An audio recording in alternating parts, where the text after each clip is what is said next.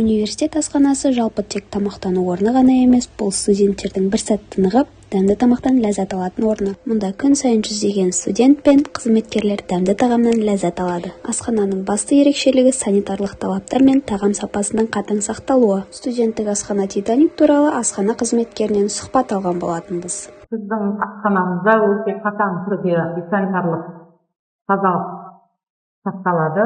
Бізде өзіміздің арамызда университеттен келіп тексеріп тұратын инспекторлар бар, бүкіл санитарлық ережелерді. Сосын барлық адам осы бізде істейтін жұмысшылардың бәрі осы санитарлық көзден өткен барлығы. Жаңағы свет бар ғой бізде, солармен жаңағыдай тығыз байланыста олар келіп бізді тексеріп, бүкіл тамақтың лабораториялық нелерді алады.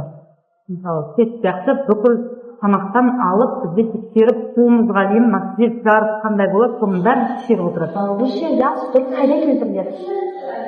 Ол біздің университет тарапынан тендер тексеріліп, комиссиядан өтіліп, тендер арқылы бір жеке кәсіпкерге беріледі.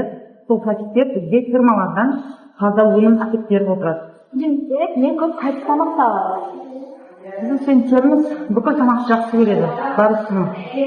Оның ішінде бізде компотымыздың өзі, мысалы, өте дәмді, ерекше, ешқандай өлі су қосылмайды, бәрі қайнатылады. Мына біздің бағымыз бар ғой, университеттің бағынан өнім келеді, сол өнімді біз қайнатып, сол өнімнен компот жасаймыз. Оның дәмі ерекше.